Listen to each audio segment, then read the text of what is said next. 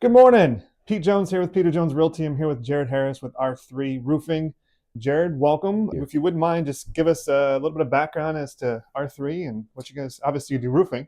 Yeah, R3 started in the Des Moines area around September 2020. Been the manager here since then. We've done probably over 3,000 projects on the residential side in that time, and 90% of that's insurance based. Okay. We've got some really good systems and processes that can help homeowners take advantage of what they are deserving of. Okay.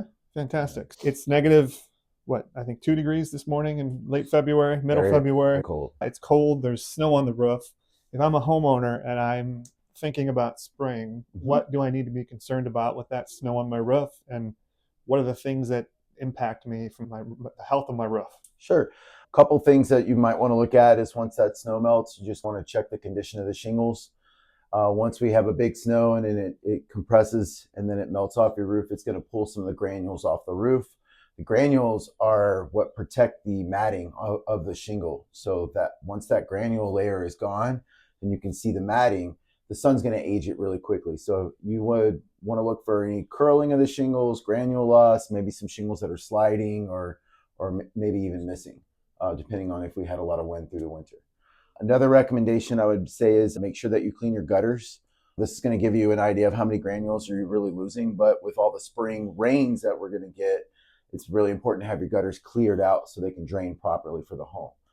Can I interrupt? So Sure. I have the cover on my gutters. Do I still have to be concerned about what's in the gutters, or do I need to Not have as it much. There okay. shouldn't be anything in the gutters if you have a good gutter guard or a gutter topper, like a leaf guard system or something like that. But they can still pile up debris on top, so it might be worth your time just to swipe that off. Okay. Yeah, and we have the circumstance in our roof. It's a really steep roof, and when it melts, it dams up on the gutter, and then it goes over, and we have icicles and all that stuff in the front of the house, which is not ideal. But It's anyway, usually in front of somebody's front door. yeah, right. And it normally is. Yeah, it's people trying to walk in, getting dripped on. I interrupted, but so for the spring, for the most part, just keep an eye on the roof and the health of the roof. You can see most of it from that perspective. If there's a concern, when do they call you? Or when do they call a roofer? I would call a roofer if I had missing shingles, if I had noticed a large amount of granules in your gutter when you're cleaning them out. But in reality, I feel like I'm a homeowner as well, and I would want to have my roof inspected every year, even if it was a new roof, if it's 5 years and younger. If your roof is maybe 8 to 10 years or older, it's worth to get it looked at twice a year. Most of the time, contractors will do a free inspection. They'll look in the spring and then again in the fall, just to make sure you're ready for anything the summer storms bring, but then also that winter freeze as well. And you mentioned the water piling up. So ice dams is another one of those concerns once we have melting. Sure. That's why we have to legally install ice and water barrier now along all the eaves of a roof and in the valleys. A lot of the older homes in the area that have an older system might be susceptible to water coming in from ice dams if they don't have that protective barrier. So if you're noticing a leak, like along like a wall line towards the front of your house or something by a window, that could very well be from an ice dam leaking back into the home. Talk to me more about you said the requirement. Is it like, I'm picturing my roof in my head. Is it like a little directional thing that directs the water? Is that what you're talking about? Or No, it's under your shingles and on top of the roofing felt. There's something called ice and water barrier. We install it on all of the eaves of a roof. So that way, when the snow stacks up and starts to melt, it doesn't get back behind that line of shingles and felt. Typically, it's 18 inches past the eaves. If you've got like a 2-foot soffit, you're still going to want to take another 18 inches back towards the home. Okay. And that just varies depending on the house. Sure, understood. Yeah. All right, thinking about spring, thinking about warm weather, which is easy for us to do when it's 2 degrees below zero, because it can't get much colder. It's going to get warmer. That also will bring in the spring, once the snow melts, storms. I'm thinking back to, we had a hailstorm a couple years ago, and I got a knock on my door from some guy who was doing free inspections on the roof. When do I, as a homeowner, need to be concerned about a hailstorm? Most shingles these days provide some sort of protection from that. But at what point do I need to engage a roofer to go up there and take a look? Anytime you have like probably 1-inch hail or larger, it would be worth getting it looked at just to make sure there's not any issues. Okay. Again, if it's like a 1-year-old roof and you have 1-inch hail, you're probably not going to see any damages from it. But if it's a 12 to 15-year-old roof, then you might actually see some of those damages.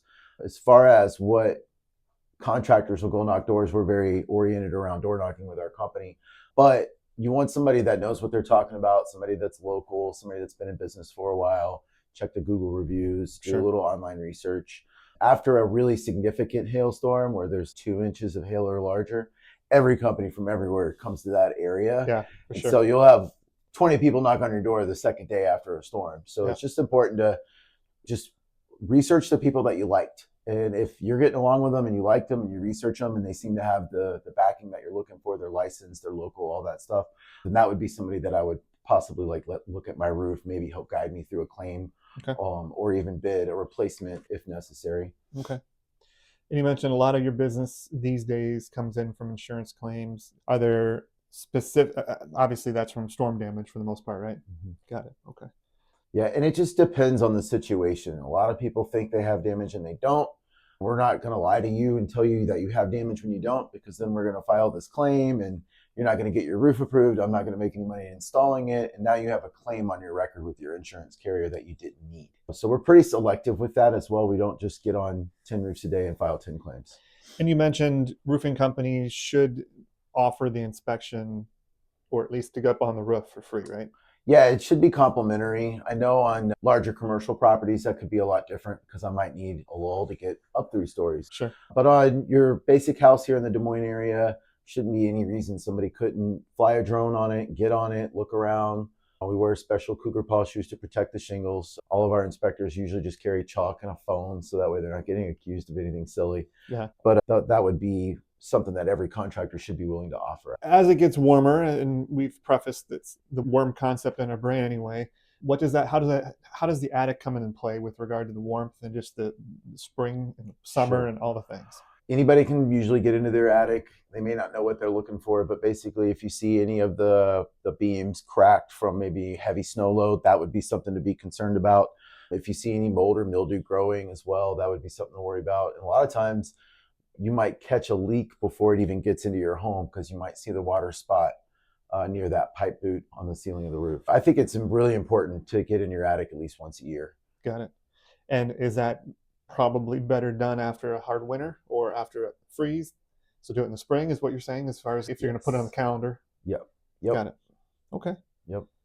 The only other thing I could think of is a lot of insurance carriers are coming to people's houses and taking photos, and they're sending maybe non-renewal notices out until they trim back their trees. So a lot of people don't realize it, but you could definitely have just a 1-inch round branch fall straight down into the roof, and it can go through the shingles and the decking, causing a leak. So if you've got loose branches, get them down. If you've got branches that extend over your roof line, I would get those off. We get a lot of wind in Iowa. So I know some people think the trees will protect their home from the sun and maybe some of that wind, but it could also fall right on top of your roof and cause some damage. So good thought. Yeah, we've got some big ash trees in front of our house, and I could see how if one of those, they're far enough off on our property, but I could see how that could be an impact. It could do some damage. So if the person watching this video wanted to find R3 Roofing, how would they go about it? So we're on Facebook and Instagram, all the regular social medias under R3 Roofing and Exteriors. Our website is r3roofs.com, so roofs.com. Okay. That should be able to explain to anybody about our company, what our services are, and then how to get a hold of us. Okay. Fantastic. I appreciate time today. Thank you for sitting through this with me, and actually you're in the warmth, so that's good, right? You're not out in the cold. Yep. Feeling good. Good. Appreciate it. Thank you. Yeah, thank you.